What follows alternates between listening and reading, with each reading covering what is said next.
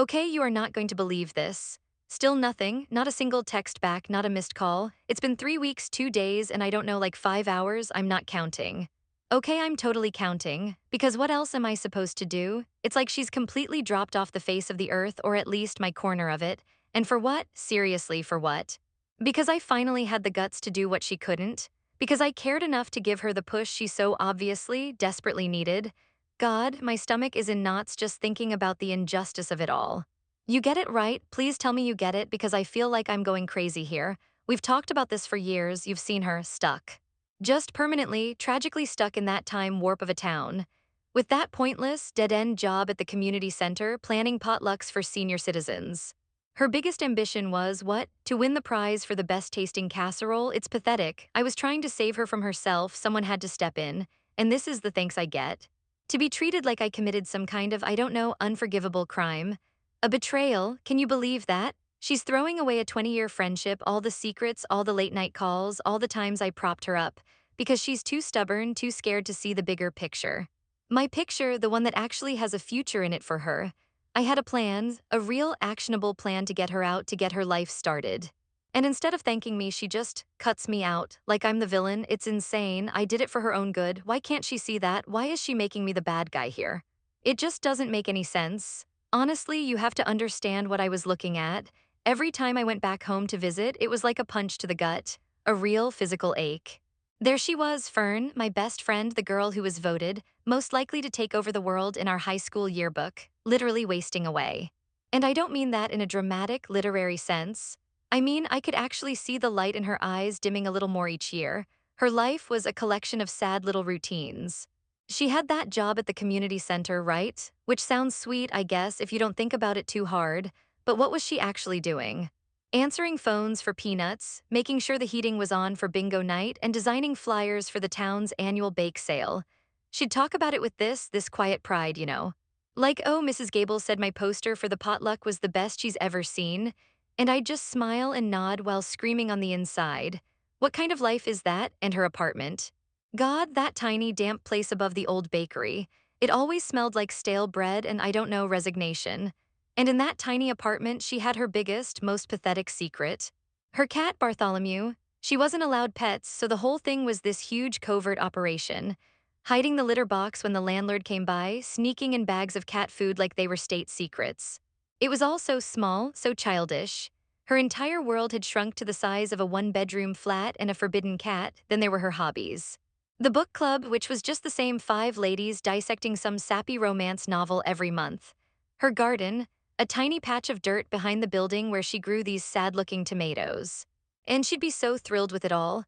Meanwhile, I'm in the city, I'm meeting new people every night, I'm working on projects that actually matter, that have an impact. I'm living. And she was just existing. Every visit was the same. I'd tell her about a gallery opening, a new restaurant, a networking event, and her eyes would glaze over. I could see the potential, the sharp, funny, brilliant girl I grew up with, being buried alive under layers of small-town complacency. It was like watching someone slowly drown in a puddle. I couldn't just stand by and watch it happen. A real friend wouldn't. A real friend would throw her a damn life raft, even if she had to knock her out to get her to grab it. So look, I tried the nice way first. I really honestly did, for months. I wasn't a monster, you know. My first plan was, well, let's call it the gentle enlightenment phase. I'd spend hours every week scrolling through job sites, finding these amazing opportunities for her. Marketing assistant at a cool startup, gallery coordinator, junior publicist, things with a future, things that would use her actual brain. I'd package them up in these cheerful emails. Hey Fern, thinking of you, doesn't this sound like something you'd be amazing at? And what would I get back, hours later, maybe a day later? A one-line text, wow, looks cool, thanks for thinking of me. And then like a picture of a new freaking tomato plant she was growing, a tomato plant. I'm sending her a career ladder and she's sending me produce. Can you even imagine the frustration? It wasn't just the jobs, I'd try to illustrate the gap in our lives. I'd call her on my way home from some amazing gallery opening, buzzing with energy, and she'd be in the middle of what? Watching some old movie for the 10th time. I'd talk about a difficult but rewarding project at work, and she'd tell me about how she finally organized the community center's supply closet. It was like I was speaking a different language. It was like talking to a brick wall. A very sweet, very polite brick wall that was perfectly content to be a brick wall for the rest of its life. My patience it snapped. You know that feeling? When you've offered someone a golden key over and over and they just want to keep playing in the mud? I realized she needed more than a push. She needed a shove, a full-blown, life-altering shove. If she wouldn't walk through the door I was holding open for her, then I'd just have to burn down the house she was hiding in. Metaphorically, of course. So I came up with the new plan, the real plan. It was a two-pronged attack, I guess you could say, very strategic. First, the cat. It was her biggest vulnerability, her little emotional crutch. I found the landlord's number online, super easy. I used one of those voice-changing apps, made myself sound like a cranky old lady. Yes, hello, I live in the building and I'm afraid there's a terrible cat smell coming from apartment 2 billion. It's a clear violation of the lease. Click, done. It took maybe 30 seconds. That was her safety net, her cozy little nest gone. Then the job, that was even easier. I knew the name of her boss, a stuffy old guy named Mr. Henderson. Another anonymous call, this time as a concerned citizen. I told him I'd noticed one of his employees, the one at the front desk, spent an awful lot of time on her personal phone, browsing shopping sites and social media. I might have embellished a little, said it reflected poorly on the community center's professionalism. I knew that would hit him right where it hurt. I wasn't trying to ruin her life. Don't you see, I was trying to reset it, to strip away all the pathetic little excuses she was clinging to. No apartment, no pointless job, no cat. What would be left? Nothing. Nothing but the escape route I was about to offer her. It was perfect. It was necessary. It was for her own good. Of course it worked. The plan, it worked perfectly. A little too perfectly, maybe. 2 days after my calls, I get a text from Fern, just a string of crying emojis and can you talk? My heart did this little jump. Not because she was sad, God no, but because this was it. This was the moment. Phase 3 was officially a go. I called her back, putting on my most concerned sisterly voice. Fern. Oh my God, what's wrong? What happened? And she just spilled it all out in this choked, sobbing mess. The landlord had given her a formal eviction notice, 30 days to get out. Apparently, the no pets rule was the one thing he was a complete tyrant about. And then, not even an hour later, Mr. Henderson had called her into his office. He was all stiff and formal, talking about maintaining standards and reports of unprofessional conduct. He fired her on the spot, so there she was. In one afternoon, she'd lost her home and her job. It was a clean sweep. I listened patiently, making all the right sympathetic noises. Oh, Fern, that's horrible. How could they be so cruel? I can't believe this is happening. All the while, I was practically vibrating with, I don't know, anticipation. It was like being the director of a play, and the final, crucial scene was about to start. I had her right where I needed her, broken, desperate, with nowhere else to turn.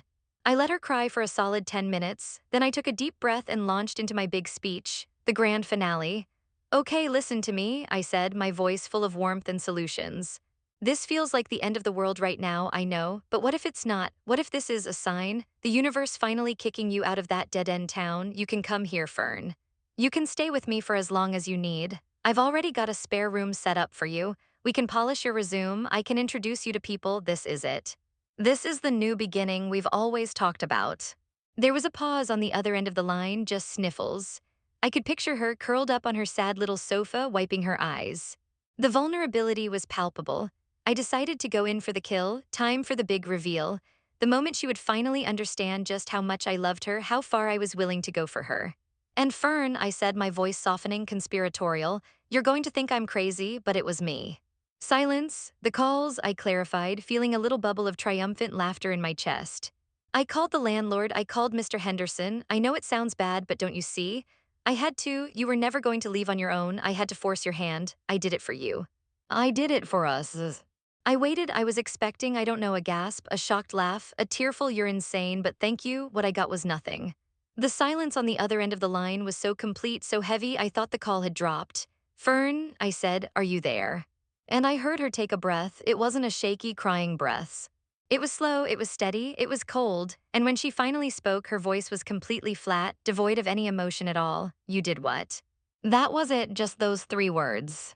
And in that moment, for the very first time, I felt a tiny, terrifying prickle of doubt. The kind that tells you the play you've been directing so perfectly is about to go horribly, horribly off script. There was no screaming, no crying, no how could you? Which is what I was prepared for, you know? I had a whole speech ready for that. I was going to explain, calmly and rationally, how sometimes a controlled demolition is necessary to build something beautiful. I was going to be the bigger person, absorbing her initial, misguided anger. But there was nothing to absorb. She didn't argue, she didn't even seem angry, she just shut down. It was the strangest, most unnerving thing I've ever witnessed. It was like watching a light being switched off behind her eyes. One moment, she was my best friend Fern sobbing on the phone. The next, she was a stranger. I have to go, she said, her voice still eerily flat, and she hung up. I tried calling back, straight to voicemail. I sent a flurry of texts. Fern, talk to me, don't shut me out. Let me explain, you're not seeing the big picture. This is for your own good, I promise. Each one delivered, none of them read. It was like texting into a black hole. The next day I drove down there. I had to fix this. I had to make her understand. I showed up at her apartment with coffee and pastries, my I'm here to save the day kit. When she opened the door, she wasn't crying. Her eyes weren't even red, she was just blank. She was wearing old sweatpants and a t-shirt, and she had a roll of packing tape in her hand. There were boxes on the floor behind her. What are you doing here, Pippa? She asked. Not mean, not angry, just tired, like she was asking a delivery person what they had for her. I came to help, I said, trying to sound cheerful, holding up the coffee. I figured we could pack, I can help you sort things out, we can make a plan. She didn't move from the doorway. She just looked at me, and it was a look I'd never seen before. It wasn't the look of someone who was hurt or betrayed. It was the look you give a piece of furniture that's in your way, an obstacle. An irrelevance, there's nothing to plan, she said, her voice quiet but incredibly firm. I'm handling it. But our plan, I stammered, feeling the panic really start to bubble up now. Are you coming to the city, staying with me? And that's when she finally looked at me, really looked at me. And her expression, it wasn't hate, it was worse. It was something like pity. A detached, clinical pity. Pippa, she said, and the calmness of her voice was the most violent thing I'd ever heard. We're done. As she started to close the door, I put my hand out to stop it, my voice getting high and desperate. Done? What do you mean done? You can't do that. After everything, you can't just throw it all away. I did this for you. I did this because I love you. My words just hung in the air between us. They didn't seem to land. She looked at my hand on her door, then back at my face. No, she said simply, you did this for you. And then she closed the door, gently, quietly. There was no slam, just the soft, final click of the latch. And I was left standing in the hallway, holding 2 cups of coffee that were rapidly going cold, realizing that the house I had burned down wasn't hers. It was ours, so here I am. Back in my amazing city apartment with its great view and its silence. And I'm still so angry. I keep replaying that whole scene at her door, and all I can think is, how dare she? How dare she be so calm? How dare she look at me like that and just dismiss me? Dismiss 20 years of friendship? It's the arrogance of it that gets me, you know, the absolute self-righteousness. And the worst part? The absolute worst part is the little bits of news I get, like scraps from a table I'm no longer invited to. I heard from Maya, you know, from our old book club, that Fern didn't even try to fight the eviction. She just left, but she didn't come here. She didn't crawl to me defeated the way the script was supposed to go. No. Apparently, old Mrs. Gable, the lady whose casserole recipe Fern always raved about, heard what happened. And she just took her in, her and that stupid cat just like that, offered her a spare room in her big old house, no questions asked. And then get this. Mr. Henderson's boss, the director of the entire town council or whatever, heard that Fern was fired without any real proof, just some anonymous tip. He felt so bad about it that he personally called her and offered her a new position. She's working at the town archives now. A promotion, basically. More money, more responsibility. Everyone's apparently saying how perfect she is for it, how she's a local treasure. It makes me want to be sick. But the real kicker, the thing that I can't get out of my head, came last night. Maya called again. She was all hesitant and weird. She said she was cleaning out her car and found something she was supposed to give me weeks ago. It was a confirmation printout. Fern had put down a non-refundable deposit on a weekend trip for the two of us. A little cabin by the lake we'd always talked about going to. It was for my birthday. She'd booked it the day before I made those calls. And for a second, just 1 second, when Maya told me that, my chest seized up. It felt like I couldn't breathe. This image of her happily planning a surprise for me while I was plotting, it was a lot. But then the anger came rushing back in, hotter than before. Because it just proves my point, doesn't it? She was planning a weekend trip when she should have been planning a life. She was still trying to keep me tethered to that sad little town, to her sad little world. Even her gifts were a trap, so yeah. She's got a new job, a new home, and a whole town full of people treating her like some kind of martyr. And I saw a picture on Maya's social media, a group photo from the archives, and Fern is in the middle of it smiling, a real, genuine, happy smile. She looks fine. She looks better than fine. She looks like she hasn't thought about me in weeks. And that, more than anything, is what I can't forgive.